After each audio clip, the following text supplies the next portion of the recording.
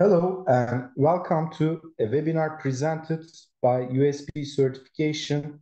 We are going to be outlining changes from GOTS 6.0 to GOTS 7.0.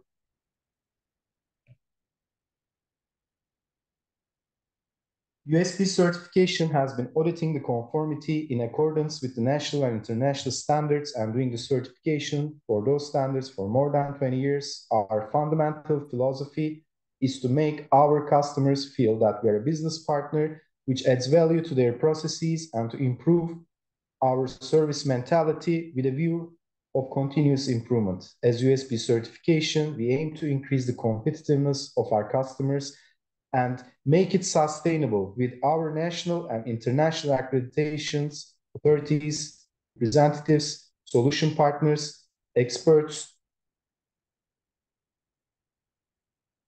and experienced professional staff, while reaching our vision of sustainable growth with our globalization strategy, operational efficiency, and strong infrastructure.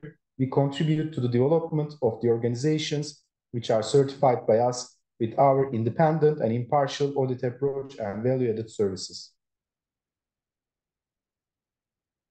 Today's webinar will be presented by me, Ertuğrul, the Technical Manager for Textile and Recycling Certification Department, and also my colleagues Emre, İdman, who's our Audit Manager, and Selin, Yıldız, who's our International Operations Specialist, will present together with me.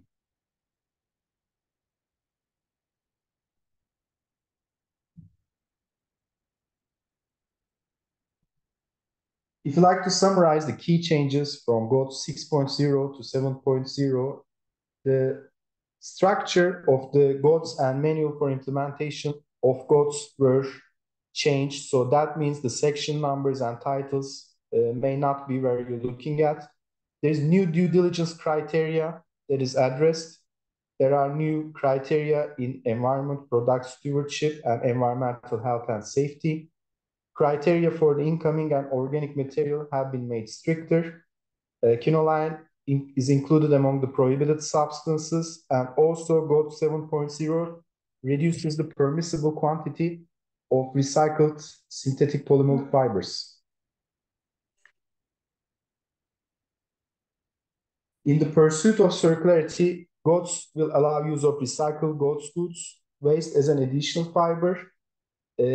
When it comes to human rights and social criteria, it will require to respect internationally recognized human rights protocols. And also, there are more detailed explanations when it comes to discrimination, violence, harassment, and revisions to make them more comprehensive. And also, certified entities have to create a plan to address the living wage gap. So that's one of the most important aspects. I would like to ask at this point, there's a comment in the chat box. Please write in the chat box if you are not able to hear.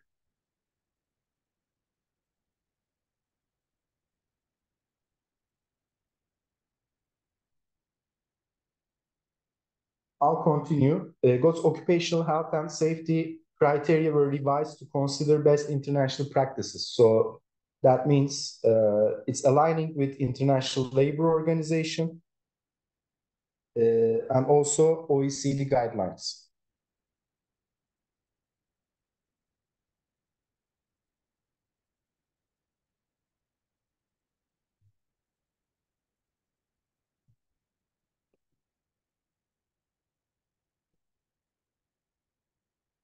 Here's the list of key documents, normative documents that is released by GOTS and also OECD. So if you like to access these documents after the webinar, there are links that you can download. And one of the key documents is that GOTS standard version 7.0, manual for implementation 7.0. There are two change logs that is exactly telling what has changed from the previous versions for each of these documents. And if you are confused by the new structure of GOTS version 7.0, which means that with the new numbering, and titles, you can refer to the guidelines for the new structure. There's also a Q&A for transition to new GOTS version 2.0. So that means it exactly gives you what you should expect from the timeline, which we will cover during the webinar. And also there's a reference to OECD due diligence guidance for responsible supply chains.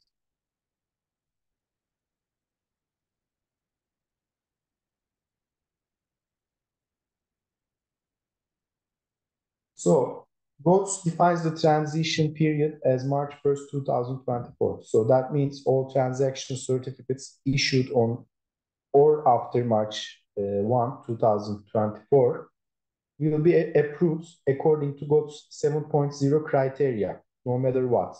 But if you're already certified for GOTS 7.0 before this date, that means your TC applications will start to be evaluated on or after the issuance date of your scope certificate.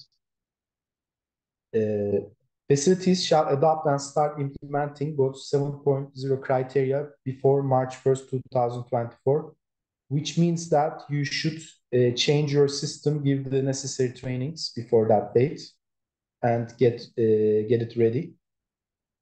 That means all certification processes performed on or after March 2024 will be according to version 7.0. So it's not mandatory until then, but if there's any audit, it's going to be according to 7.0.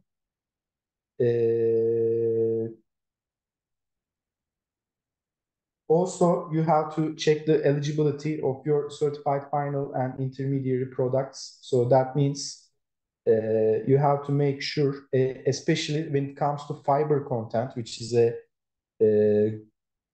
dramatic change from the previous version. When it comes to fiber content, make sure that your intermediary products are eligible to be used as inputs before the state.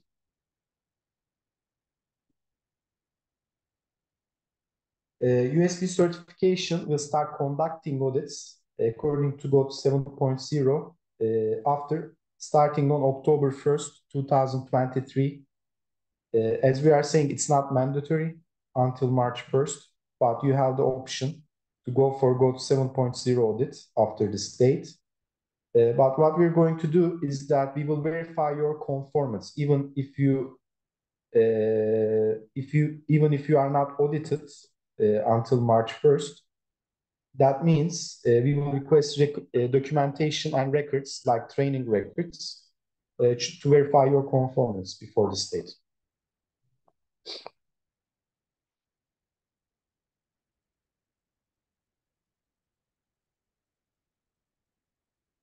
I would like to give it to my colleague, Selin here. She will go over the requirements when it comes to transaction certificates. Hello, this is Selin, and today I will explain a bit about transaction certificates according to GOTS version 7. Clause 2.4, TCs can be issued to an uncertified retailer as long as the products carry GOTS signs.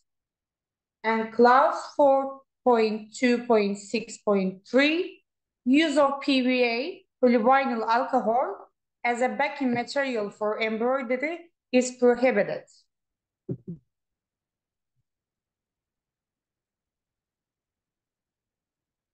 Additional fibers, clause 3.2, mechanically recycled organic fibers shall originate from consumer waste of GOTS goods, intermediate or finished, at GOTS certified entities and shall be recycled under a GOTS certified entity. Such mechanically recycled organic fibers may be used as additional fiber up to 30%. This is allowed as long as the certification body is satisfied with the traceability aspects of the waste and recycling process. And on that page, we are seeing some examples like possible ones and not possible one. Possible one, 70% organic cotton, 30% lyocell from organic sources is allowed. And 70% organic wool, 20% recycled polyamide and 10% virgin polyurethane is also possible. And the not possible one is 70% organic cotton, 30% recycled polyester, or 75% organic wool, 25% recycled polyester. This example is not possible. The percentage of any combination of these fibers cannot exceed 30%.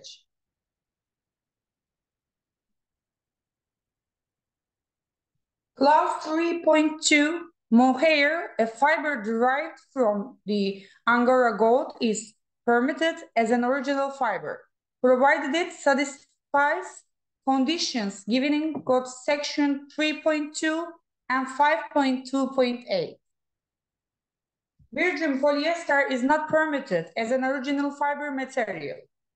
All polyester fibers blended in a GOTS good under GOTS section 3.2.1 and 3.2.2 shall be thermomechanically or chemically recycled from pre- or post-consumer waste.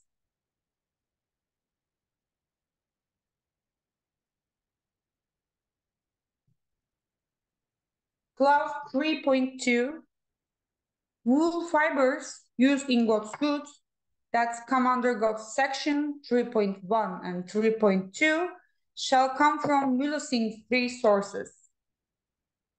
Current adequate proof for a non-mulesed verification of wool by approved certifiers shall include A, wool fiber that is coming from a region where mulesing is prohibited or not practiced, IFOAM family of standards accredited or organic certification in this region strictly excludes mulesing, or B, if any of the above condition is not fulfilled, then an additional certification is required to provide adequate proof for the non-mule status of the wool. Those schemes may include, but are not limited to, responsible wool standards by Textile Exchange, ZQ Merino, New Merino, etc.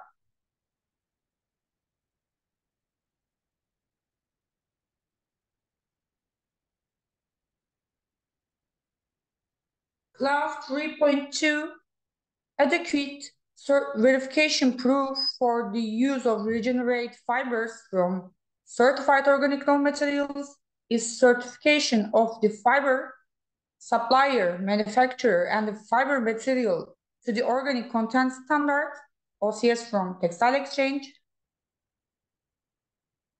Recognized certification program verifying compliance with sustainable forestry management principles, our Forest Steward Council program for the endorsement of forest certification schemes, and Rainforest Alliance. And Rainforest Alliance is added as one of the accepted standards for sustainable forestry management.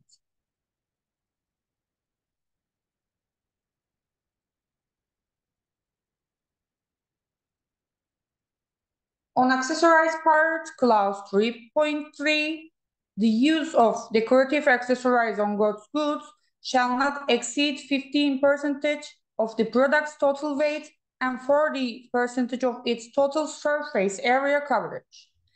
A decorative accessory refers to any material used to enhance the appearance of a product, such as lace, sequins, embroidery, etc.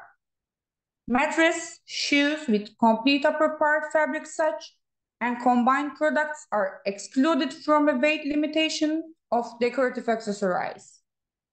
Components used in such products, including sport, frame, rubber, sole, etc., should be considered functional accessories. Adhesive products such as glue used on a certified product, example for mattress, personal care products, pasting embellishments, shall be assessed and approved prior to use. Such adhesive chemicals are not to be seen an accessory.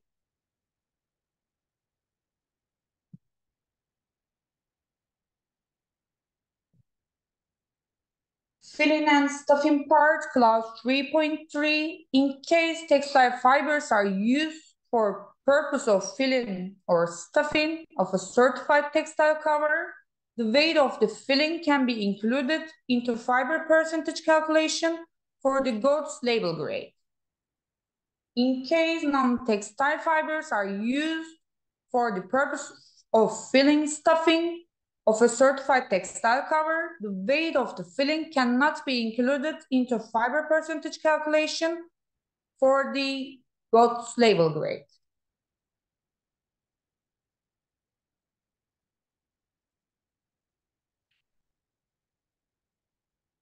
And this is Emre speaking from the head office. Now we can move on the new criteria which will be looked for the audit and auditing part. So the new section, the new criteria, it's come from the environmental, social, and governance criteria.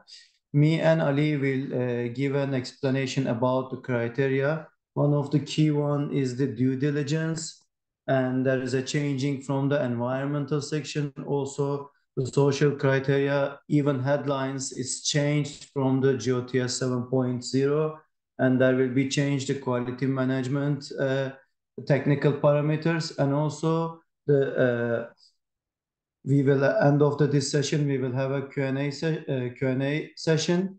Right now Ali will discuss about the due diligence process. We can start with the due diligence. It's the newly and the major changings from the GOTS 7.0. Ali, please go on. Thank you very much, Emre.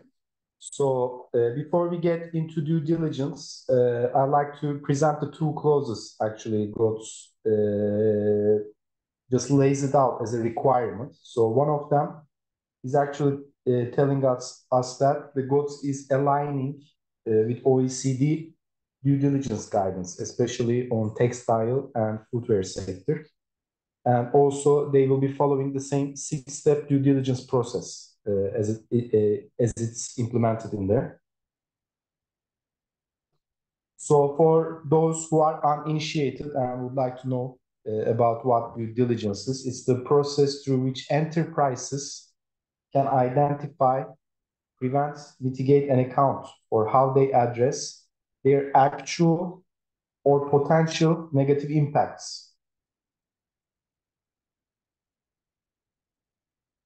So what exactly are the risks here? The risk of harm to individuals, other organizations, and communities in relation to human rights, labor rights, and the environment. These are definitions from the OECD guideline, which you will find a link in the presentation. So when we talk about sector risks, these are risks that are specific to garment and footwear sector and their subsectors as well. So while considering risks and laying out risks, that's what you should take into account. It can be anything from child labor to discrimination to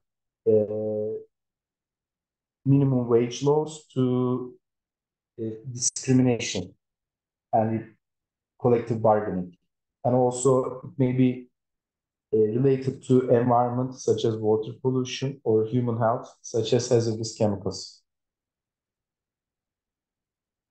When we say risk-based, we say that the enterprise, the procedures should reflect action or measures or control measures that are taken according to the severity of the harm.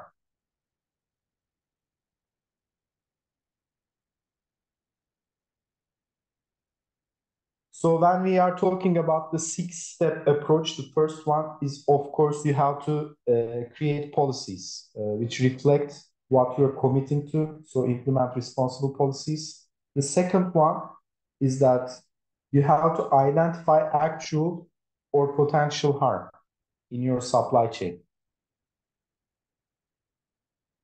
After the identification part, you have to seize, prevent, or mitigate that harm.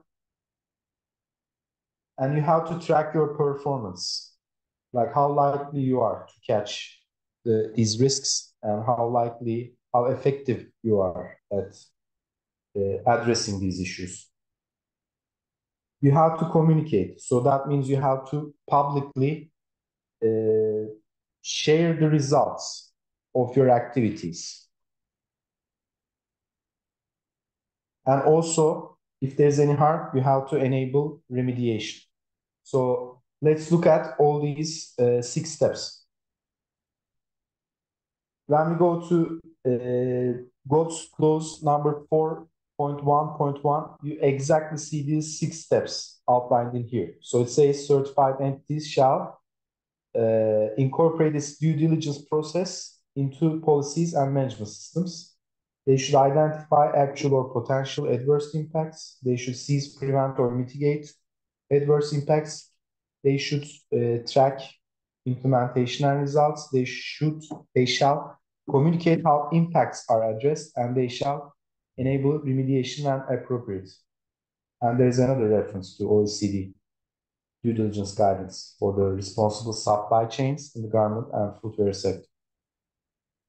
So let's go into the specifics of it. So if you go to the first part, the certified entities shall embed its due diligence process into its policies and management systems. So what exactly is expected from that? So it means that you have to base it on OECD guidelines and international standards. You have to show your expectations in your policies, in your responsible business conduct policy from your business partners, including suppliers, licensees, and intermediaries. So across the full length of your supply chain.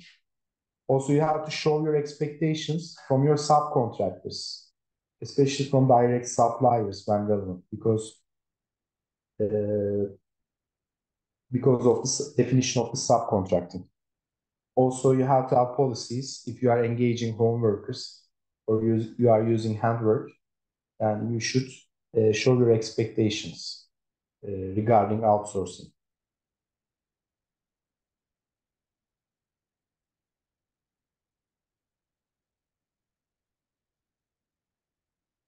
You should also, in your policy, show your commitment. Commitment to what? Commitment regarding your own activities. So your control measures to prevent, seize, or mitigate these risks. You have to show commitment that you will incorporate due diligence into the decision-making process at an organizational level. So it means that you are showing commitment that it's not something superficial. I will take documented actions at an organizational level. You are showing commitment in your policy that you are going to have responsible sourcing practices. You are showing that you are conducting due diligence, especially addressing the most significant apparent risks in both in your own operation and in your supply chain. Also, you are committing to have meaningful engagement with affected stakeholders. Depending on the risks that you may have in your supply chain, you have to engage the relevant stakeholders. It can be from anything from unions to civic societies to governments. This is based on your risks. You have to show commitment that you will hear and address all complaints against your facility, against your corporation, regardless of how they are raised. And you are also committing that there will be a legitimate process to address these complaints, that they will be documented, they will be recorded, and they will be addressed in a meaningful way.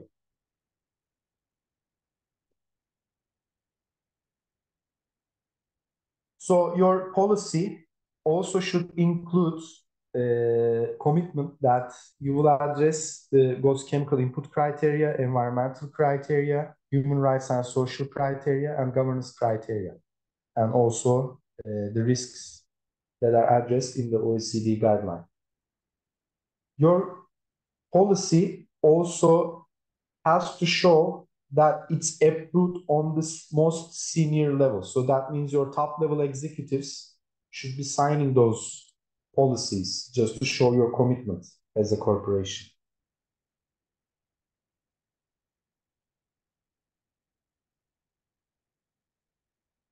So some expert tips. So do you have to create a separate policy for that? No. You can build on your existing policies and commitments. You can have a single policy, or you can have standalone policies on different subjects. It's up to you as long as it covers the issues that we addressed in the previous slide. Also, it's a good practice to actually engage stakeholders and also consult to external expertise when it's needed to be so, especially for the most severe risks that you may have in your supply chain. Please keep in mind that these policies, these responsible business conduct policies, are not static documents. So we are living in a very dynamic world, so they should be constantly updated. You should make these policies publicly available. So making them public in your website is a good idea, but you can use other methods as well. And it should be also communicated to all of your employees, suppliers, business partners, and other relevant partners. These are good practices. So let's go to the second one. You created your policy. Now you want to identify the actual or potential negative impacts in your own operation, in your supply chain. What are you going to do? The first thing that you have to do is the certified entity scopes the risk of harm in its own operation or supply chain. So risk of what? Risk of non-compliance. Based on what? The GOTS chemical input criteria, environmental criteria, human rights and social criteria, and governance criteria. Related to what? The product's geography, your sourcing model, business model associated with these.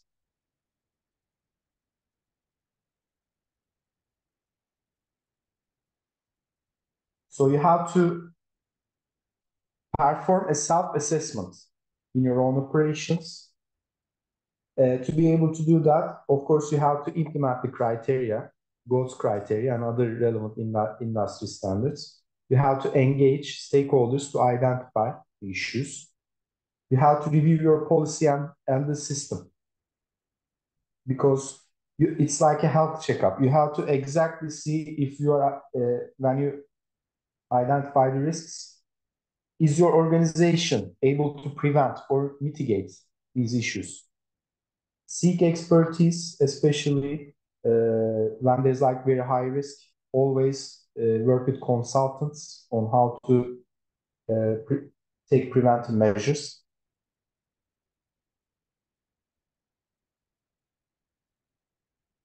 The next step would be assess your suppliers. After your own operations, assessing, evaluating your own operations, you have to assess, evaluate your own suppliers, especially with the ones that are with high risk on the site level. So as you know, all risk assessments are based on severity and likelihood. So severity is the impact of the risk, how much damage it would do if it happens, and likelihood is the frequency it may happen. Once a year, 100 times a year. So make a risk assessment matrix based on risk and select your suppliers according to that. And you have to take a couple of things into account when you are doing this assessment. So country of operation, production processes. So wet processing is a higher risk, to give you an example. Or you have to, of course, like any other management system, you have to take the outcomes of previous investigations, previous audits into account, previous assessments into account. If there's any link to any upstream process which has high risk, like cotton growing, then if you have any priority over your suppliers, make sure that they are assessed. That's what it means. If there's an information gap or context has changed, so as we said, like we are living in a dynamic world, so the risks may change. Make sure that you do assessment. So if there's an information gap or the paradigm has changed, make sure that you follow it up with an assessment. Also, do the things that are below. When you are making assessment with your suppliers, just investigate what they have done to prevent these harms. So you identify the risks. What are they doing to countermeasure it? If they were able to identify the risks and make sure if their workers are aware of these rights, especially related to human and labor rights, and make sure that your supplier investigate if your supplier has operational level grievance mechanism. So that means both external and internal stakeholders are able to file any kind of complaint or whistleblowing mechanism. That is and of course it has to be effective. Investigate that. Assessment should correspond to assessment potential risks and is adapted to the local context. Especially for labor and human rights issues, always engage workers. Make sure that your suppliers engage their workers. And you have to always adjust your assessment methodology if there's a gap between what you find and what you had expected. Make sure that you're able to catch these risks, catch these harm early on. If you have to adjust, you have to adjust. Whoever is doing the assessment on your behalf with your suppliers should know the local context, should know the geography, should know the that specific subsector.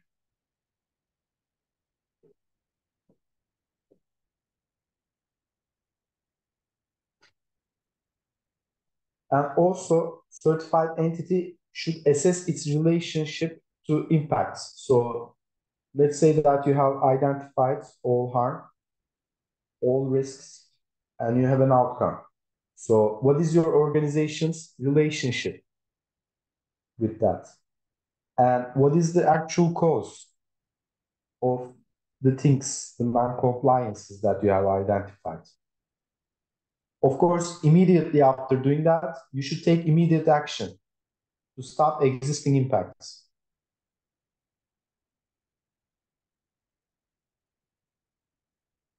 So once you identify, you have to seize, prevent, or mitigate in your own operations and in your supply chain.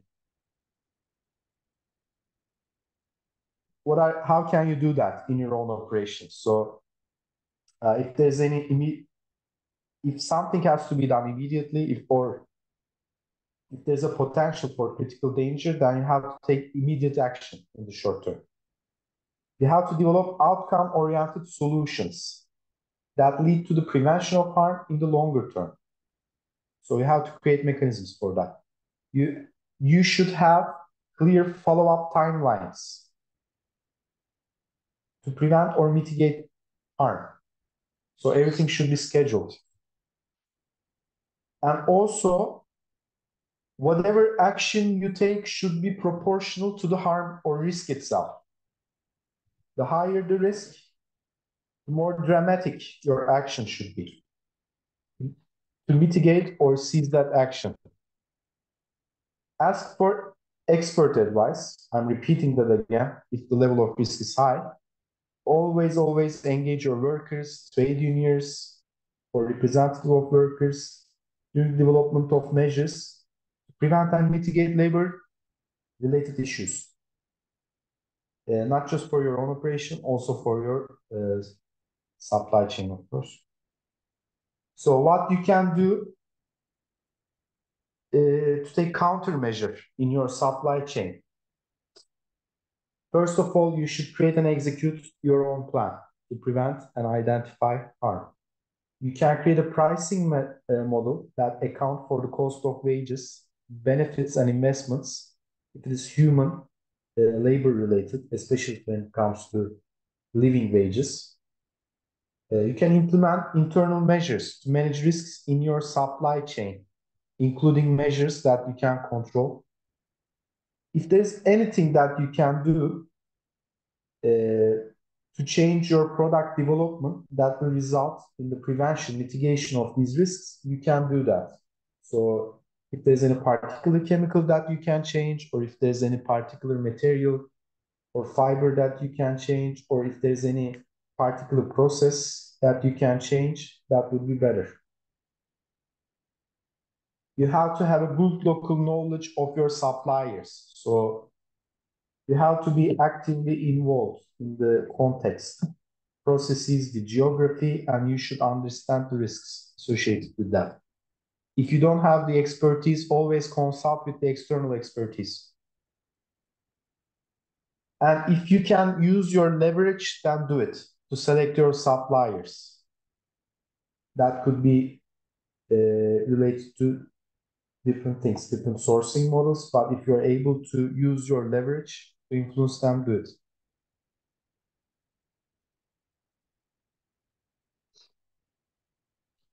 So some guidance for brands and retailers in this aspect, if there's anyone listening from brand and retailer perspective. The certified entities implement their control measures to prevent contributing to harm through its purchasing practices, even if it does not identify specific instances of that. You have to make sure that you're able to monitor if there's any harm related to purchasing practices. That's what it practically says. So when it's suitable, make sure that the manufacturers disengage from the supplier to prevent adverse impact on the supply chain. And if a certified entity determines to disengage from the supplier, make sure that it complies with national and international labor standards and terms of collective bargaining agreements. If you are disengaging from a supplier, make sure that the certified entity provides information supporting the business decision to management and the union of the supplier. And also give sufficient notice to end your relationship. If you have an ongoing relationship with the supplier, make sure that it can demonstrate the effort to mitigate the identified negative outcomes.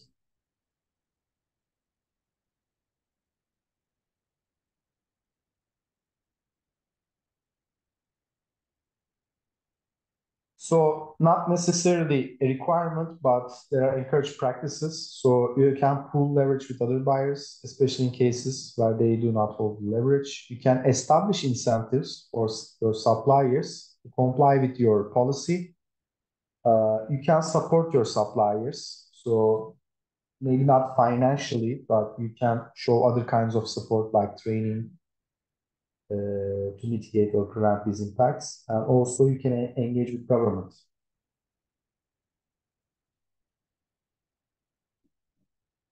So the fourth general step is actually the monitoring step. So track implementation and results. So the first thing you have to do is that verify, monitor, and validate progress on due diligence and its effectiveness in your own operations. And the next step will be, of course, supply chain.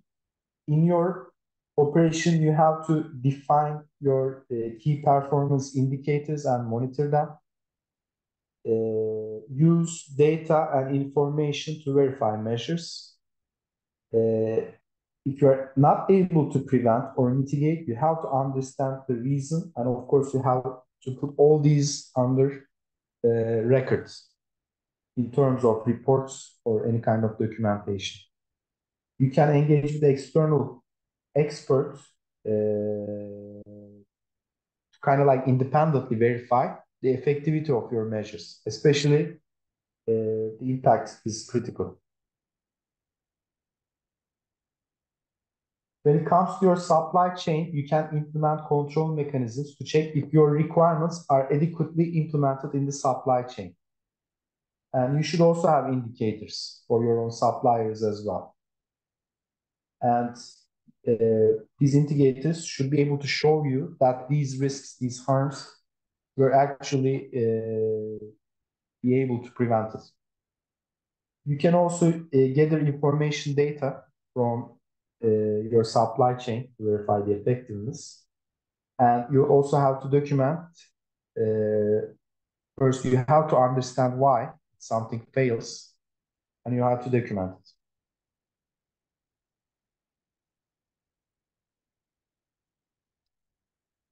The fifth part is communication. So that means you have to communicate your due diligence process and how you address the potential and actual harm in your system. And you have to communicate with affected stakeholders, especially for human rights.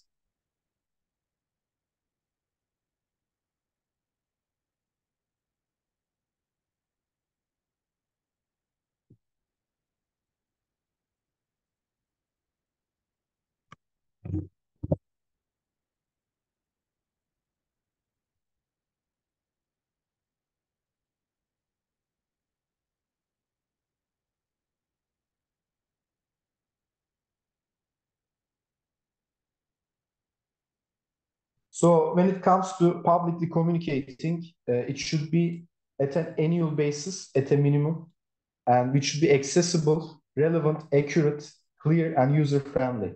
So everybody should be able to understand it without too much business lingo. What you should communicate, your due diligence management system, what's your system like, and the outcomes of your supply chain due diligence. The most significant risks in your own operation, you should be able to show that you're able to identify the risks in your own operation and your supply chain. What kind of processes do you have for assessment of the risks? What is your plan to prevent and mitigate them in your own and also supply chains operations? How do you engage with the stakeholders? Your processes that provide access to remediation in your own and your supply chain.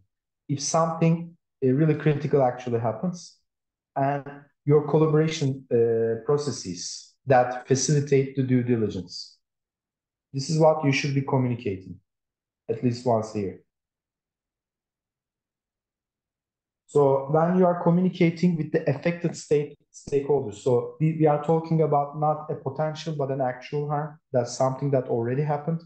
So you should have plans on how to communicate if an actual critical issue happens, especially related to human rights impacts. You have to report formally to address the risk, severe risks in human rights impacts, if there's any. And you should make these communications accessible to impact stakeholders.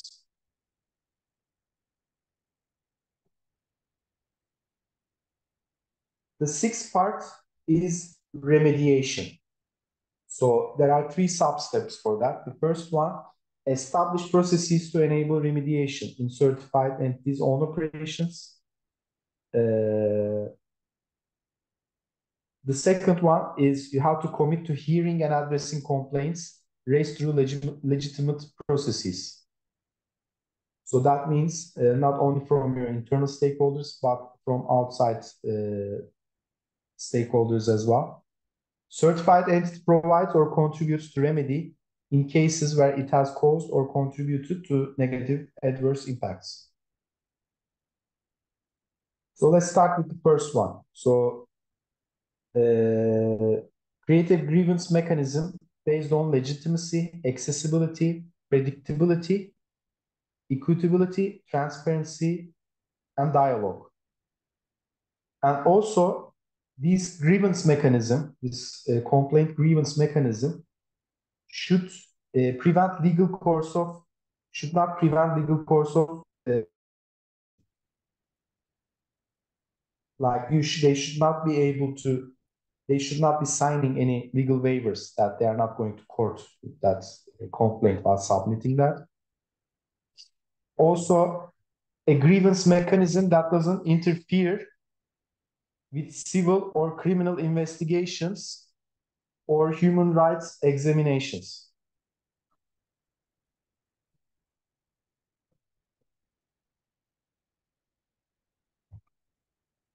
What is encouraged is that you should consult existing guidance on establishing operational level grievance mechanisms. So you can actually consult with experts, or you can use international standards for that.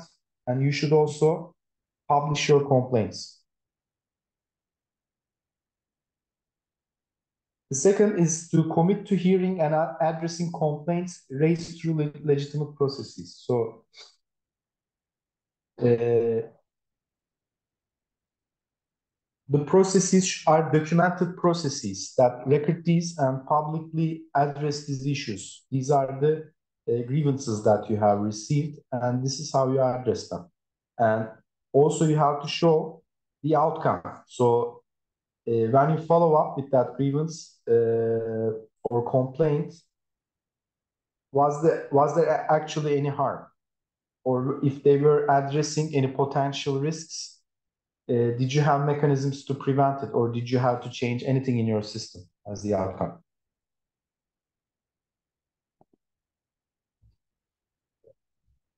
The third one is that if there's any actual harm, how are you going to remediate it for stakeholders that are affected? So the first thing you have to do is that you have to kind of like rewind it back. For the affected person, you have to restore it to a situation as if like the harm had not been done at all to remediate the situation.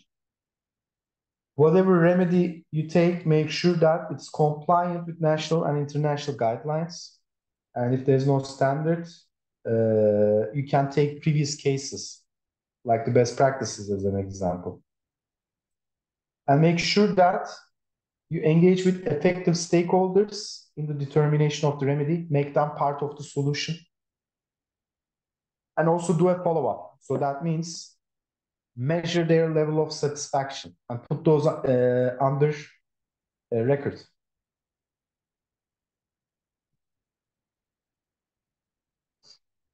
So we're done with clause 4.1.1. There are 5 other clauses related to due diligence management process.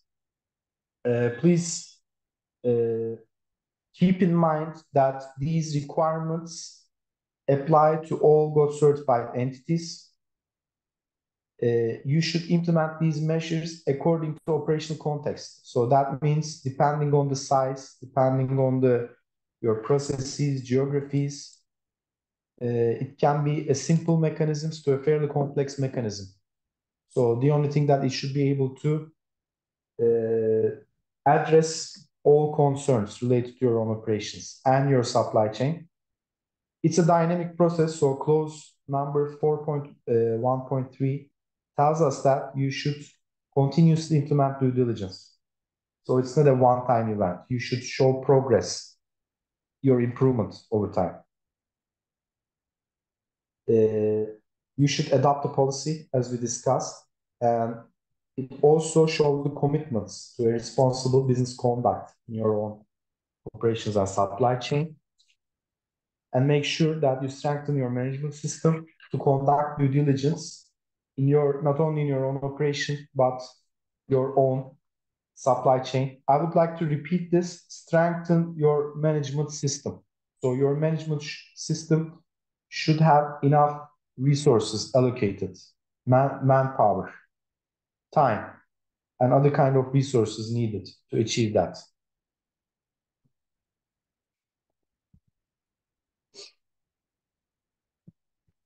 Clause number 4.1.6 says that you shall assign oversight and responsibility for due diligence to relevant senior management. So your top level executives should bear the responsibility, and we are talking about board level responsibilities here, to implement the policy. And also you be able to regularly, frequently provide whoever is involved in the due diligence operation with training on all relevant topics, including the human and labor rights. So what are the best practices that disclosed? So it means that you should have a corporate governance system. If you have a system in place, then you should strengthen it. So that means you should hold your board members or senior management accountable for the implementation of responsible business conduct. Give attention to what? To due diligence, to human rights and environmental and integrity risks, and allocate resources. Make sure that you have sufficient personnel, time, and ensure competency of the personnel. So those who are working in due diligence, they should have the necessary training and necessary experience to be able to do that. 4.1.7 says that you should allocate adequate support and resources to conduct due diligence process and implement the policy on responsible business conduct.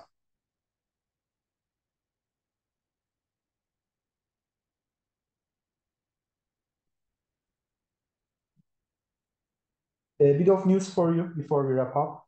GOTS actually very recently started aligning itself with the OECD alignment through OECD alignment assessment. It's actually proving that it's fully aligned with the guidelines. So if you are going to use GOTS as a tool to achieve your goals in the supply chain, just know that it is aligned with the European Union standards. So there's a lot of changes in the legal landscape these days. I'm sure you are all following.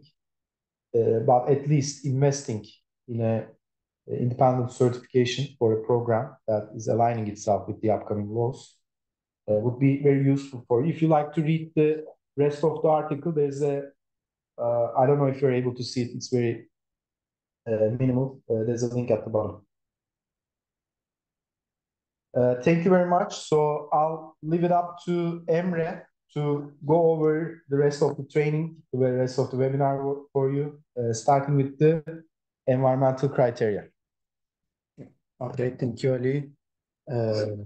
This is the, I think we are middle of in our presentation, in our webinar. Right now, we discuss about the transaction certificate changes. We discussed about one of the significant changes. It's about the due diligence for GOTS 7.0. I will discuss about the environmental and human rights sections. These are infrastructure changes. You don't need to establish a new system if you have a GOTS 6.0. Only you shall to do modify the system with the new changes if you have GOTS 6.0. So I will just mention about some details about the environmental criteria. Let's begin with the environmental. Before the start, I would like to mention the major significant change in the environmental, that is the greenhouses. We will see in the details in the presentation. The GOTS perspective in 7.0 is more focused on about the emission. So we need to improve and adapt our system according to the these air emission and greenhouses. Let's go to more deeply and detail about in that issue. Okay. Yeah, this is the one of the changing coming from the clause 4.3.1.1. It says that in addition to GOTS criteria, certified entities shall assure compliance with the applicable national and local legal environment requirements applicable to their processing manufacturing stages, including those referring to emission to air, wastewater discharge, as well as the disposal of the waste and sludge. What's a implementation manual about that part? The certified entities shall conduct a regular, preferably annual, environmental risk assessment audit aiming to identify potential environmental impact and risk that are applicable their processing stage, then according to classify and prioritize the identified risk. This is the new changing. In clause 4.3.1.1 is saying about the follow up the national and local environment requirement, but however, the implementation manual expect the preferably annual environmental risk assessment about that issue. So this will be asked for the audits to environmental risk assessment at least annually. And as the following steps, certified entities shall set measures to mitigate those identified risks and impacts. The certified entities shall have a chemical management plan at the site, which will also include the safe chemical storage, labeling, use of protective equipment for anyone that handles the chemicals. The certified entities should identify and use the substitutes for chemicals on the MRSL based on the scientific data and internationally accepted methodology for assessing hazards.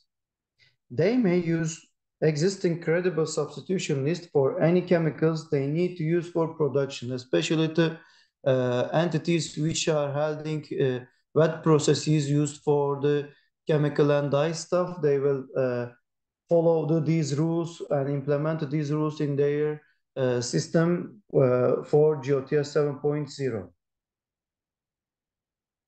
Let's discuss another clause 4.3.1.2. Certified entities shall have a written environmental and chemical management policy that is appropriate to the nature of their business. In addition, necessary procedures shall be in place to allow monitoring and improving relevant environmental management performance in their facilities. What is the changing in here? It's about the policy that is appropriate to the nature of their business. There is any different method, different implementation in this marketing about the trading facility and for example, wet processing facility. Are they using the same policy and procedure? Right now, GOTS 7.0 expected that every entities, every facilities shall create the environmental policy or chemical policy according to their nature.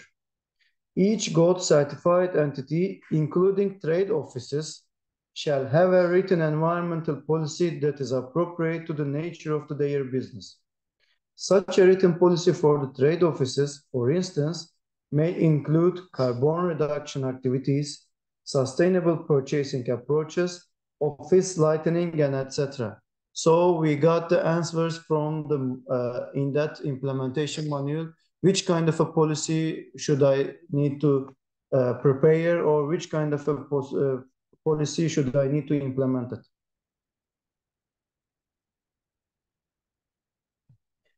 These are the other changing from the clause 4.3.1.2. The environmental and chemical management policy shall be shared with all employees, depending on the processing manufacturing stages. Available data and procedures shall include responsible person for environmental and chemical management related duties. This is the revised to include chemical for the criterion person responsible, and also implementation manual says about the person responsible for environmental policy and chemical management duties shall be competent, appropriately trained, and shall have adequate resource made available to them so as to discharge duties. And then B, data on energy and water resource and their consumption per kg of textile output. And then the target goals and procedures to reduce energy and water consumption per kg of textile. What's the implementation says? When collecting data on water resource and consumption, it's important to keep a record of the amount how much fresh water and recycled water is consumed per year at facility. Certified facilities located in water stress areas required to have water management plans, including the development and implementation of the water efficiency plans, or reducing the process depends on the fresh water by reusing and recycling. In that part is the implementation manual explained from the differences from the 6.0. The facilities which is use the waters can separate the usages amount with the fresh water and recycled water. D, newly added, the target goals and the procedures to increase the use of the renewable source of the energy. And E is revised, data on waste and discharge per kilogram of textile output. And then F is revised, the target goal and procedure to minimize waste and discharge. And E, improvement must have short and long-term goals. These are the new one. It's the long-term and short-term project for improvement. This is the other differences from the version 6, from the environmental criteria. Let's discuss the other clause. It's about the 4.3.1.5. It's the clause about the wet processing units shall keep the full records of the chemical, energy, and water consumptions, as well as the water treatment data, including the disposal of the sludge. Certified entities shall continuously measure and monitor wastewater temperature, wastewater pH, sediment quantities, and waste toxicity. There shall be provision to recycle and or dispose of the solid waste. A new part is added from here. There shall be provision to recycle or dispose of the solid waste.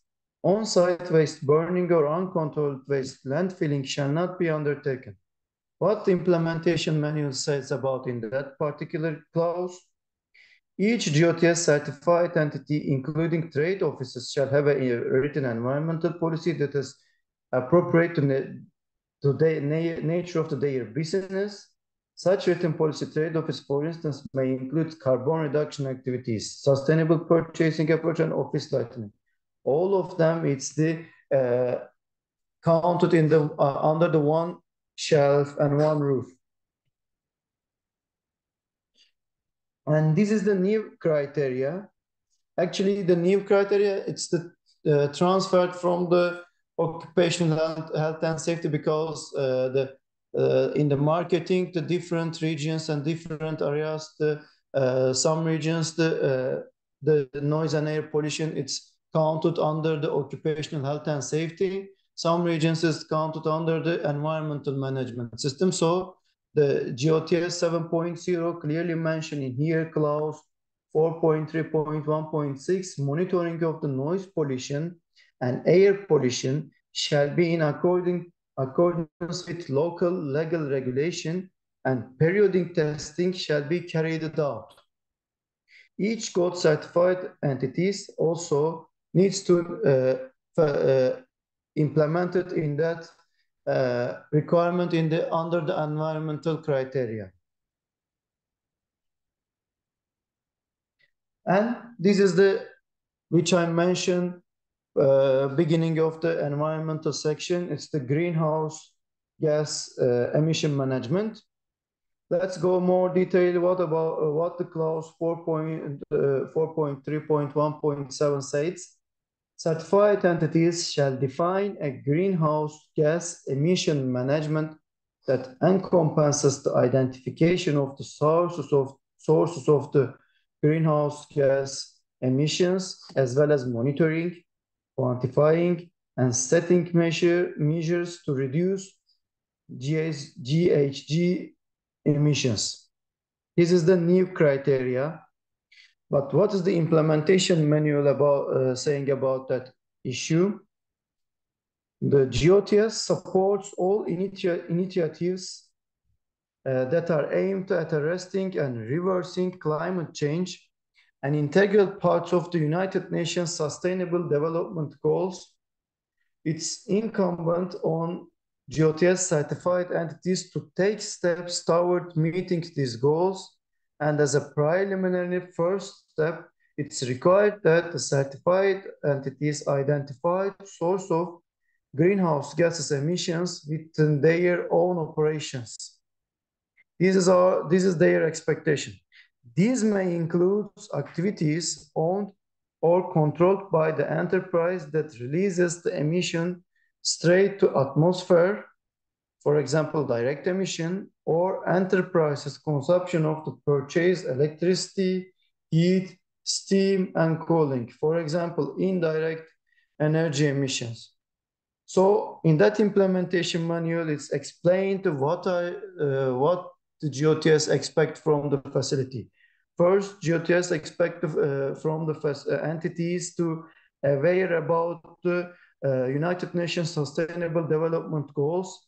And second one, at least the certified entities identify source of the greenhouse gases emission with their own operation. So make an internal investigate about in that issue. Certified. Let's go to the other implementation manual. Let's go to the other clause of the implementation manual. Certified entities are required to reduce identified greenhouse gases emission to extent possible over time. They may take a risk-based approach to address their greenhouse gases emission by focusing their resources where greenhouse gas emissions are greatest, for example, fossil fuel-based activities, while GOTS currently does not set time or emission limits within supply chain. It encourages all certified entities evaluate their operation and work towards such goals. A future perspective, which I mentioned, of the certified entities should be extend this evaluation beyond their own operation and also consider greenhouse gas emission to release at further levels, such as products-related emission layers and supply chain emissions. This part shows that the future perspective, the certified entities, we need to more focus, I'm talking about as an audit manager also, we will look to more focusing on the auditing in that perspective. This is also guidances for the auditors and the certification bodies. So we will do more focus on that part. Greenhouse gas emission management may be a component subsection of the written environmental management policy of the certified entities. Greenhouse gas emission management shall contain the approach of the certified entities to set activities towards identification, monitoring, and reducing. Like as we did GOTS 6, version 6, we monitored the wastewater, we monitored the waste, we monitored the sludge. Right now, we are expecting more focusing on that greenhouse emissions. We have to towards the identification, monitor, and reduction for greenhouse gases.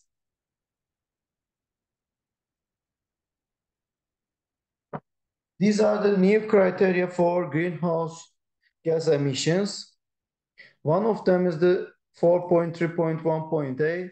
Certified entities shall initially collect information on source of greenhouse gas emissions of their own operation and identified means for reduction for each sources. What are the GOTS 7.0 is expected from you in here?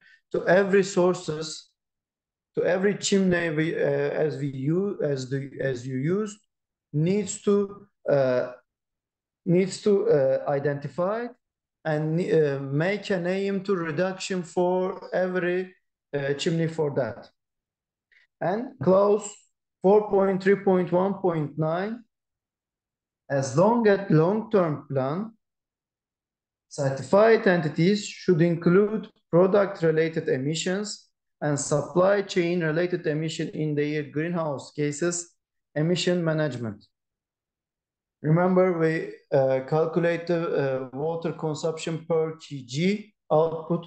Right now, the GOTS 7.0 encourages all of us. It's the product-related emissions and supply chain-related emissions for greenhouse gases.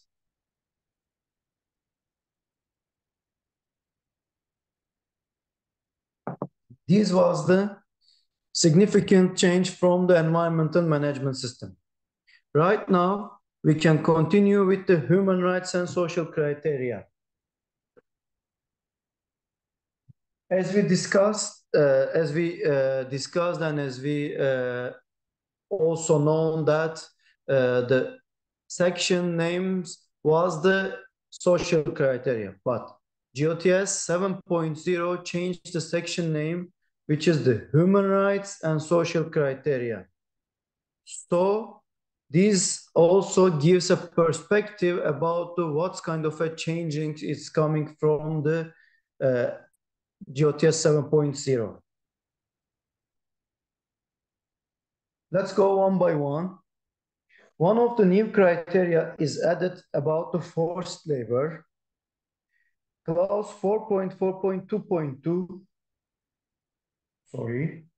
no employee shall be compelled to work under the menace of penalty, including through force or intimidation of any form. And the other one, it's added from the forced labor, the 4.4.2.4 says the certified entities shall not restrict the workers' ability to voluntarily end their employment. These are the importance policy or importance part for needs to check in during the worker interview or documentation review. The certified entities shall provide to all workers the ability voluntarily end their employment. This is the important point about the forced labor. And the other one is the child labor. Also, I would like to mention there is no any tolerance about the forced labor and child labor in the standard perspective. So these are the really critical and significant changes. Clause 4.4.3.2, if a child below minimum age appears to be employed in the certified entities, the certified entity shall take all appropriate measures to remove child from the workplace and to ensure that this child gets appropriate remedy, including actively supporting access to education.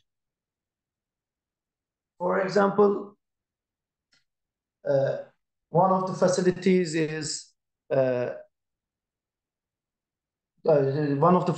worked as a child, and it's detected during the audit. It's the closing about in that non-conformity. It's not about only to remove the child from the facility. Also, the expectation from the closing activity to actively supporting to access to education in that child.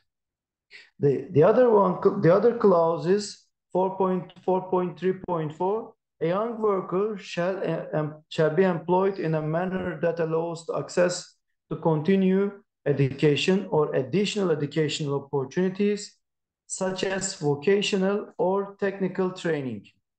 These are the new criteria about the child labor. Let's continue discrimination. Sorry for that.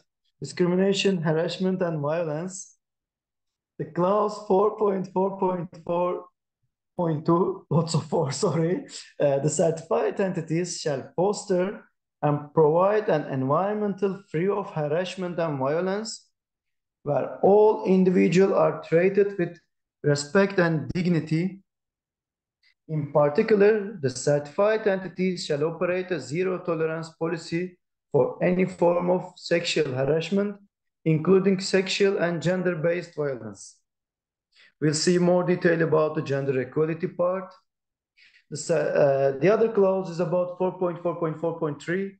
The certified entity shall encourage the confidential reporting of abuse or harsh treatment.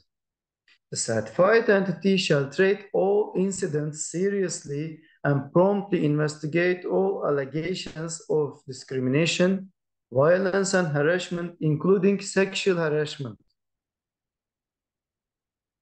If a claim of harassment or discrimination is proven, certified entities shall apply disciplinary measures up to and including termination of employment. This shows that also the other zero tolerance policy of the standard. The GOTS 7.0 expected from the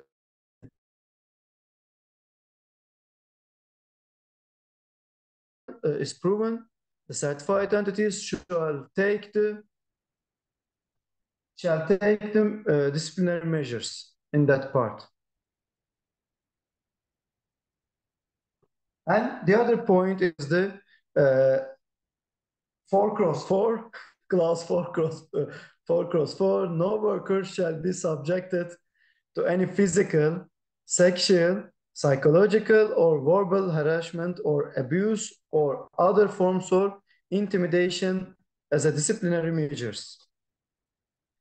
The other clause 4.4.4.5, the certified entity shall have disciplinary procedure in place and shall make sure that they are effectively communicated to workers.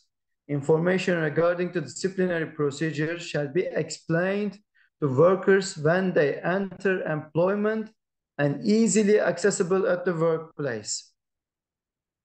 So we are expected from in here to training of the orientation. The certified entities also shall include the disciplinary procedures, and also in any place in the facilities and on site, easily to accessible for that procedures in the workplace. These are the new criteria. Gender equality. Gender equality is the more critical for GOTS. Entities shall respect the gender equality more than before. That's why they added the new criteria. Let's continue about what clause says. Certified entities shall endeavor to achieve gender equality through equal, fair, and transparent recruitment, promotion, and reward procedures and practices. And the other clause, equal opportunities shall be provided to all individuals, regardless of their gender, gender identity, and sexual orientation, for all aspects of the training and professional and personal development. And the other clause, 4.4.5.3, says the certified entities shall protect pregnant women, mother, and their children, including their health and safety. This one is clause already mentioned, the GOTS 6.0 in the under the occupational health and safety. However, in here the 7.0 it's significantly mentioned under the gender equality about the pregnant women, mothers, and their children, and their health and safety issue. And certified entities shall prevent dismissal and career setback due to pregnancy or maternity leave. Also, these will be mentioned clearly in that part about the pregnancy or maternity leave. And 4.4.5.5, it's specifically about the women workers. Women workers shall be protected against the threats of dismissal or any other employment decision that negatively affect their employment status to prevent them from getting married or becoming pregnant. And the other one is the worker with family responsibilities shall be protected against discrimination with respect to engagement in employments or dismissal therefrom.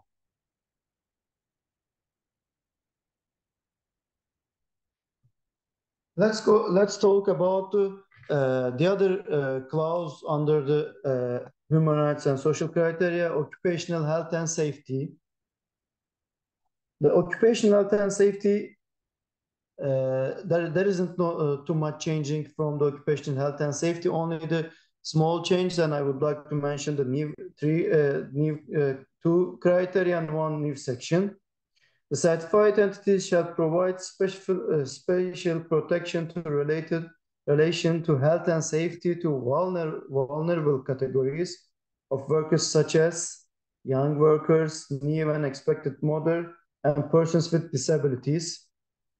The certified entities shall demonstrate compliance with local fire safety regulation, including the provision of the required firefighting equipment. These are the critical. Certified entities shall demonstrate compliance with local fire safety regulation. And the other point, 4.4.7.9, certified entities shall make available unrestricted, thus unlocked and unobstructed access to clearly marked emergency exit and escape routes. Certified entities shall install and maintain functioning fire alarms on every floor or working area. So, according to this new criteria, during the audit, auditor will check the main functioning fire alarms in that part. And this is the other new criteria. The certified entities shall provide training and make safety signs available in the local language and the languages spoken by their workforce. Also, the certified entities may additionally use pictograms for safety sign. It's not a mandatory, but it's better to use it. And workers shall be involved as per the law-defined mechanism in the discussions related to occupational health and safety. This is the mandatory. Okay. Living wage is the one of the most significant change in the GOTS 7.0. Before going to living wage, just wrap up for the remuneration. Clause 4.4.8.5. Workers shall receive remuneration directly in their hand or bank account or in a manner convenient to workers. Wherever possible, efforts and priority must be given to digital payment. Any digital forms of the wage is permitted only under the condition and to extent prescribed by law or fixed by collective bargaining agreement.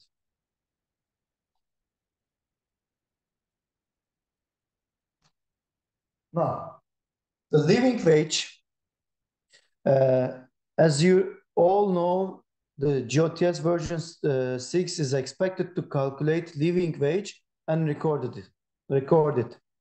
However, version 7.0 is expected to establish and create a plan for close the gap between the living wage and actual wage. This is one of the most significant changes. I'm repeating again. Version 7 is expected to create a plan for close the gap between the living wage and actual wage. Of course, there's a guidance in implementation manual about how entities shall to do. Let's go more detail. Clause 4.4.8.9.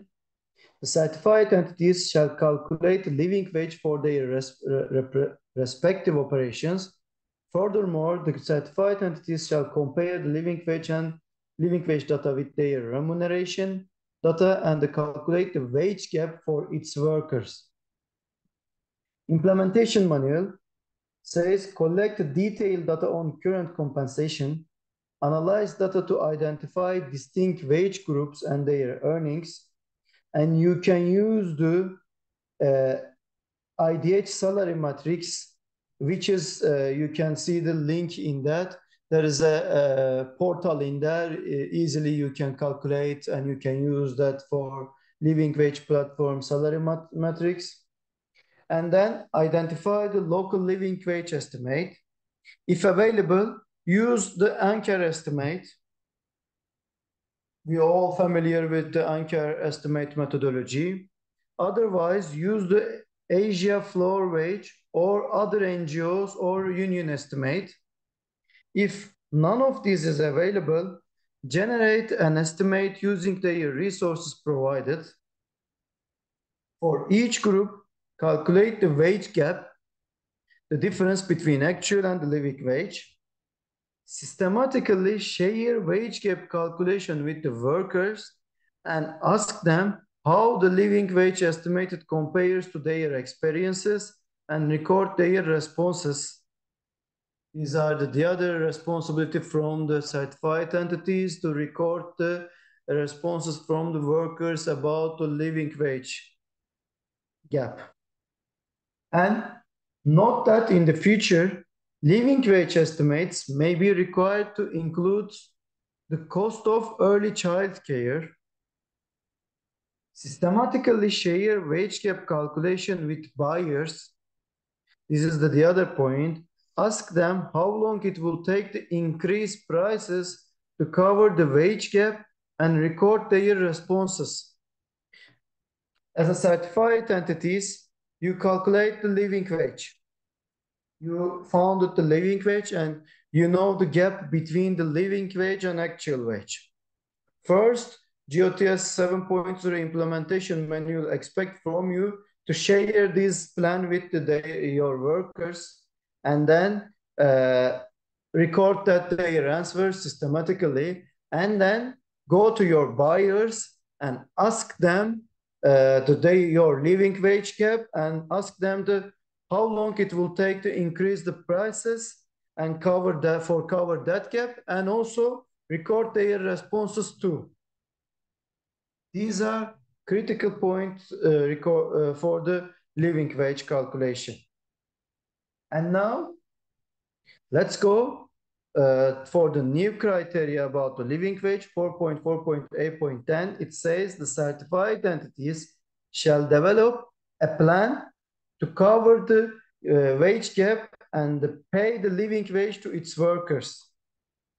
This is the most significant change from the social criteria. I'm repeating again, certified entities shall develop a plan to cover wage gap and pay the living wage to its workers. Before the previous presentation, we saw how to calculate it, and right now let's go to implementation manual. What this says about in that criteria. Systematically share wage gap calculation with buyers and ask them how long it will take to increase prices, cover the wage gap, and record their responses. And after that, make a plan signed by the persons authorized to implement the plan. I'm repeating again that part. Signed by the person authorized to implement that plan. Authorized means authorized by the facility. For example, standard responsible person may not be authorized in that particular case. So authorized, it will be more important point in that part. Plan should include an annual obligation to reduce gap until it's complete elimination. Plan should take into account that living wage are subjected to change due to inflation, taxation, and statutory dedications. Ensure that the plan is based on a dialogue with a recognized trade union or, in their absence, elected worker representative. Involve buyers that source more than 20% of volume so that you may discuss how they will enable wage improvement. This is the expectation from the living wage section. Let's discuss about the working hours. This is also the other new criteria coming from the working hours, clause 4.4.9.1. Working hours shall comply with national laws, collective bargaining agreement, and benchmark industries, whichever affords greater protection for the workers. In any event, at a minimum, the working hours at certified entities shall comply with ILO international framework, including the general principle of in this subsection. And the new criteria about the home workers, the certified entities shall endeavor to ensure equality of the treatment between home workers and workers working at the facility, taking into account special characteristics of the homeworks, when appropriate condition applicable to the same or similar type of work carried out at the certified entities facility. Right now, implementation manual give a guidance the terms of the home workers. The terms of homework means the work carried out by a person to be referred to as a home worker in his or her home, in other premises of his or her choice, other than the workplace of the employer. B, the forum remuneration entity, which result in a product or service as specified by the employer, irrespective of who provides the equipment, materials, or other inputs used, unless this person has the degree of autonomy and the economic independence necessary to be considered an independent worker under the national law or regulation. This is the definition of the home workers come from the implementation manual. And the other changes come from the ethical, as all of are aware, the GOTS 6.0 has the ethical business behavior. The ethical business behaviors section changed the governance criteria in under the social compliance shelf in the 7.0. Again, it includes code of conduct. Again, it includes OECD regulation. Again, it includes the whistleblower mechanism, which is already mentioned, the due diligence presentation from the Ali. So all of them still remain same, but the name changed from the governance criteria.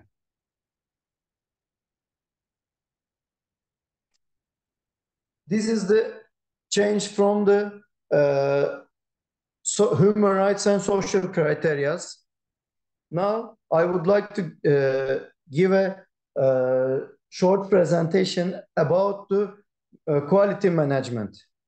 There is a new criteria coming from the quality management of the GOTS goods, clause 5.1.1. As we know, certified entities shall have a document, product quality manual for quality management system.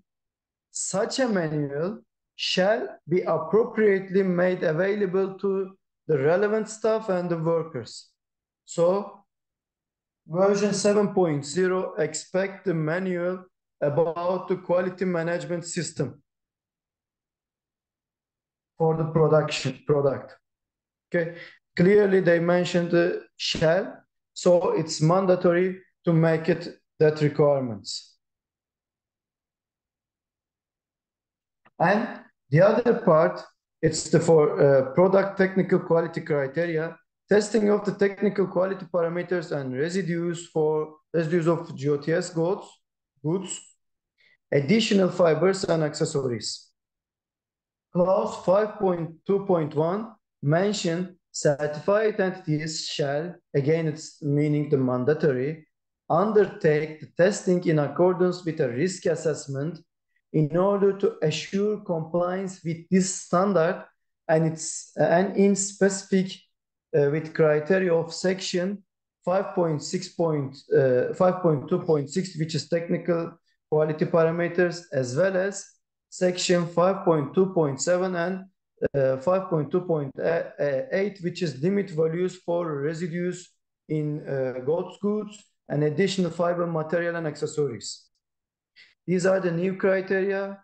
So we are expecting, let's combine it together. The facilities for the product techniques facility needs to provide documents for product quality manual, and then such a manual shall be appropriate available to relevant staff and the workers.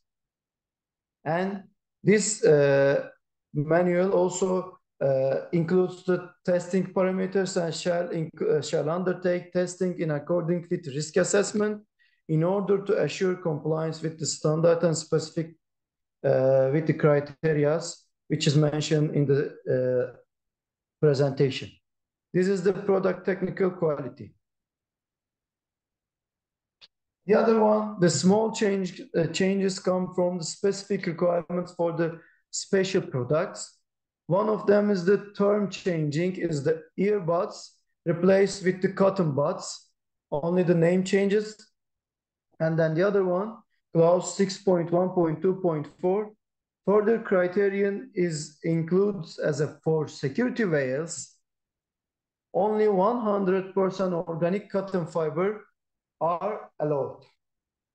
This is the end of this section. We discussed the environmental management system, human rights and social criteria, and technical parameters and quality management system and specific requirements for version 7.0. Let's discuss, I need to get some water, and during the water, Ali will take your question and we will give an answer for Q&A session. If you have any question, we are happy to answer. Maybe most of them asking with the chat box. I'm not reading, but Ali will rip up for that part. Thank you very much, Emre. A round of applause for him. First of all, a lot of questions. If the webinar recording and slides will be shared, yes, we will be sharing to all our participants, and webinar recording will also be submitted to YouTube, so you can publicly see it. If you have any questions, further questions, you can see our email addresses in here. There were a lot of questions related to OCS to GOTS conversion, or new requirements for testing related to textile exchange. I would like to repeat it here, that there's an upcoming TC webinar that we will do to kind of like address these situations. So please follow our newsletter, or if you are working in an organization certified by USB certification, you can follow USB Prova system to receive notifications. We are pushing notifications for webinars from there as well. There are a couple of questions, so I'm gonna redirect those to my colleagues. Most of the ones that we answered says Mr. Jangir Hussein is asking, so for this version, you will increase mandate for the audit. So is that correct, Emre? Right now, there is no any guidances, but of course, after the implementation, we will evaluate the mandate calculation, because the new requirements are come, and then the new requirements needs to investigate. But according to this standard guidances, there isn't any instruction about the increase the mandate calculation. but in inevitable way, the mandates will be increased. Another question from Islam Bahri. I hope I'm pronouncing right. They're asking if ISO 14001 and ISO 45001 can cover all HR and environmental requirements. This is the other part. Yes, these are the support. These are shows that yes, facility have their system. However, there isn't any direction from the GOTS manuals or GOTS guidances. So we can't say yes if the facility have ISO 14 or 45. If you are covered all compliance. Again, we need to check the all requirements, and we need to take the objective evidence that mentioned in audit report. So it will gives us the positive impact for the facility have their system. However, but it's not the can cover. We can't say it's covered all requirements. Okay, thank you very much. Kamran Mustafa is asking, what do you mean by organic certified lyocell? So that's additional fiber part. So there's no such thing as organic certified lyocell. That's the criteria defining requirements for additional fibers. So these are fibers accepted besides the organic fibers. So lyocell is in there. So there's no such thing as organic certified lyocell. It's just accepted in addition to organic part, which means that you can use it in combination with organic part. So there are allowed fibers.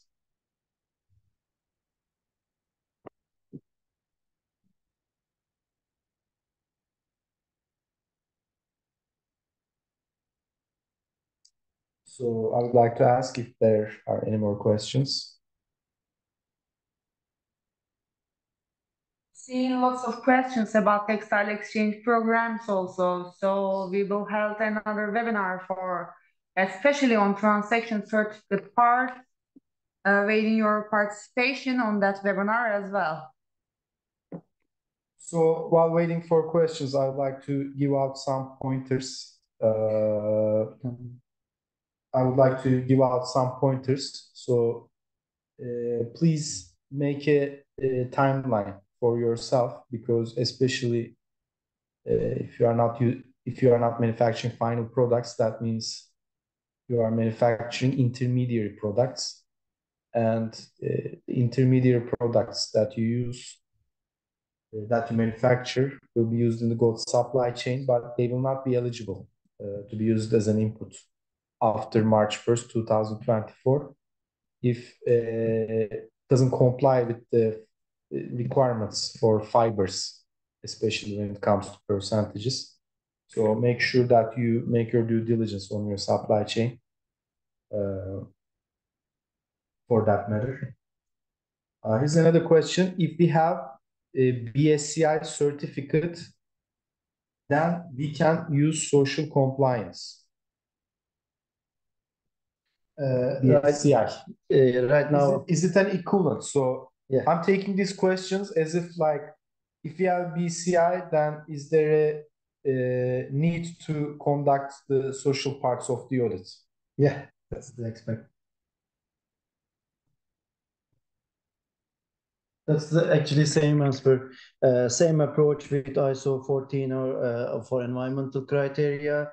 Yes, it shows us the entities have a system about the social criteria. However, we can't say we don't need to look at the detail, or we don't need to take the objective evidence about if you have BSCI.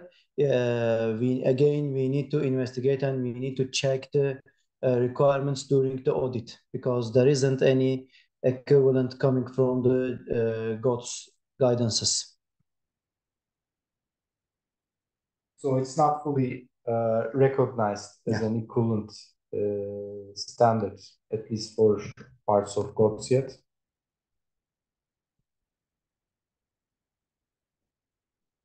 While waiting for other questions, I would like to continue giving with some pointers and tips for you.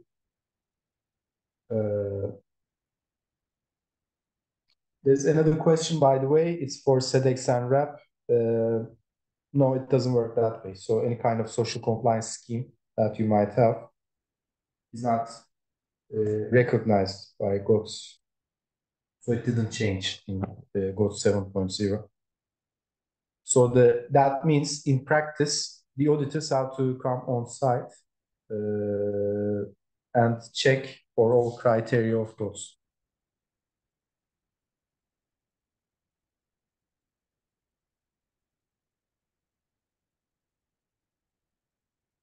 I'd like to ask you if any of you have any questions. Okay, if you don't have any question right now, but after this session, if you have any question, you can always reach out in our emails. I think there is a new question coming from the Div Saha. I think my spelling is correct. As a fiber. What Yes. is the requirement for linen as a fiber? The fiber, there's no specific requirement for that line, actually. We have to define the fiber type according to GOTS 7, like natural, vegetable, or animal, or regenerated, or recycled synthetic, like that. We have to define first. After that, we can see all the criteria on that page. So for linen, specifically, there's no any requirements according to GOTS 7.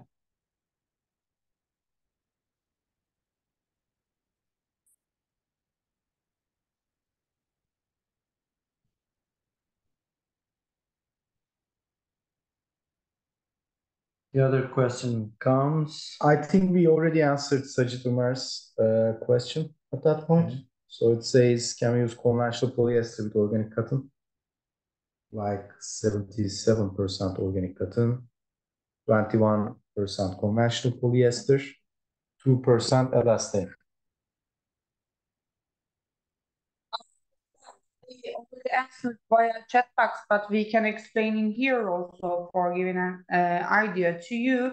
The exact composition is not possible because according to GOTS 7, recycled synthetic fibers individually or in combination as a sum total up to 20%. So in that matter, it should be polyester plus elastan, maximum 12%. Otherwise, it is not possible to use that combination as a GOTS good. So we are seeing that conventional polyester part is also 21%. So the sum total of polyester and elastan part should be in total, sum total up to 20%. Shadil Islam is asking, is there an opportunity to merge any part of GOTS with existing standard like social, environmental? That Emre already answered that question. So it's good that you have a system, but GOTS criteria will still be checked on site. Fatan Lefi is asking, so we have one supplier that is included in the group, but don't communicate directly with the client. Does the supplier oblige to have the transaction? When we say supply chain, we don't just mean your suppliers. It means like the entire supply chain goes back to the fiber. So there's the let's say it's a cotton fiber used for the yarn that you're purchasing. So where's that cotton coming from? We're responsible for that one as well. And the other question about directly. So does the supplier oblige to have the transaction? If you are purchasing certified material from what is the if you are purchasing directly from your supplier, Fatan, then yes, there has to be a transaction.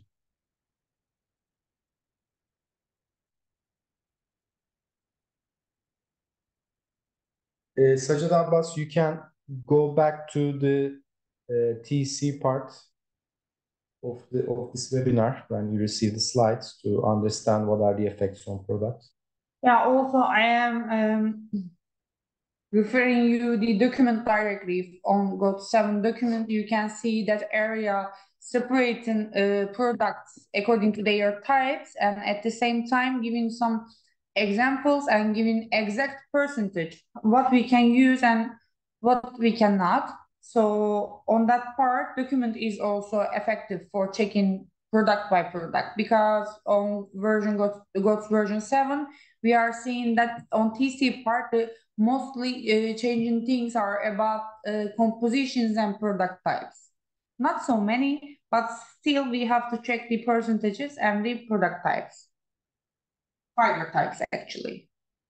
So GOTS 7 document is also has also better explanations about your all questions. But after your checking, if you have more questions, then you can reach me out via my email so we can discuss about. These are the slides I just. Sajid Ömer has a follow-up question about the 77% organic cotton, 21% conventional polyester. Saying we get the final GOTS TC with this composition. No, it's not possible, because organic cotton is okay. 77 or percentage organic cotton is okay, but we are merging actually the polyester part and the elastan part together, and it should be maximum 20% in total. So polyester is already 21%, so it is not possible. But if you can reduce polyester part, you can calculate again with elastan and polyester. It should be maximum in together to that percentage in total, according to GOTS 7. We already covered question about the social compliance equivalency. No, it's not accepted to cover the GOTS criteria. This is Cihan, you're saying.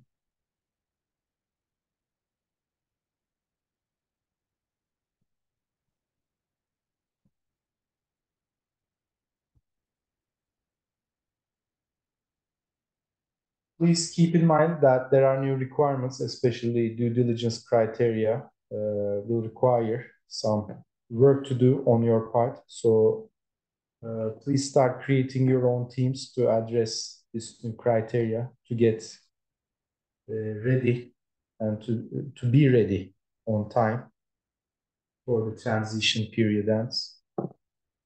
And also, we are going to cover especially product and TC related parts of this webinar in our upcoming TC calibration webinar. So you will receive notification soon, either through the newsletter, our newsletter that you subscribed, or through USB Prova notifications. Just for your kind information. Requirements needs to be. So during GOTS verification, we may show any social audit reports or requirements will be shared separately. Sanakan is asking. Well, you can. They can show. Use your own internal assessment. So that means that it's showing that you are addressing the social compliance issues. But at the same time, the social compliance criteria part will still be asked during the audit.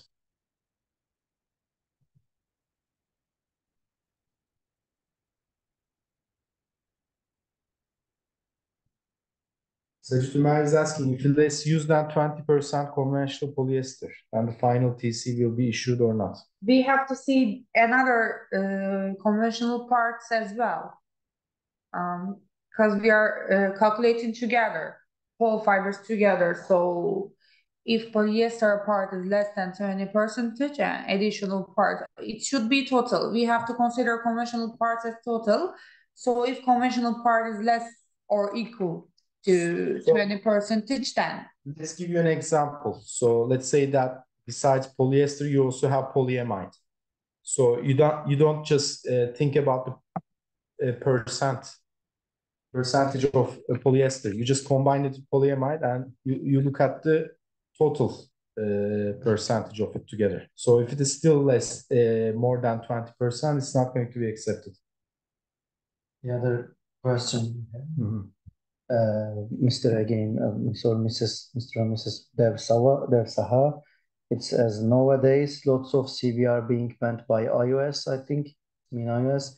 In this case, how GOTS could ensure the uninterrupted service to already certified entities, because ultimately certificate holder is sufferer. It's a good question. First of all, it's a good thing because that means the assurance mechanisms, the integrity mechanisms of the program owners and accreditation bodies are getting stronger by each day. So whatever pain that we are experiencing altogether will actually be resolved through these strengthened assurance mechanisms. So exactly. But to address that, I would like to say, at least from USB certifications perspective, we always abide by the program requirements. And we always say that it's our responsibility to communicate the right approach to do things to the clients, our stakeholders that we engage with, that we work with. So we'll continue to do that through these webinar series, and that means collectively as an industry, both the certification part and the manufacturing part, we'll go for a better tomorrow. So we as a certification body have the responsibility to get the right information, implement it, execute it in the right way, and also communicate it to our stakeholders in the right way. On the manufacturing side, your responsibilities are to chase after the correct information, because at the end of the day, those who comply with the requirements will stand apart from the others. Good question, though. Thank you very much. So that was our last question. I would like to thank you all. And as we said, the webinar slides and the recording will be shared. And I'd like to thank my colleagues here, Emre and Selin as well.